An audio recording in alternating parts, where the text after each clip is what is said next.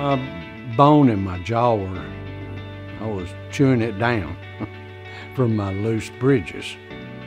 And I'd lost a couple teeth and wasn't holding my bridge in good. It just progressively got worse and worse, and finally I talked to Miss Becky here, and she said we could work out some kind of financial arrangement, and that prompted me to come on over.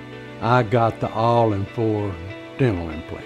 They put me to sleep and took care of the whole problem in one trip. They just drill some holes in your jaw, screw them in, and the bone grows back around them. I've never had any pain or anything. It worked out real well for me in that sense. Now I can eat anything.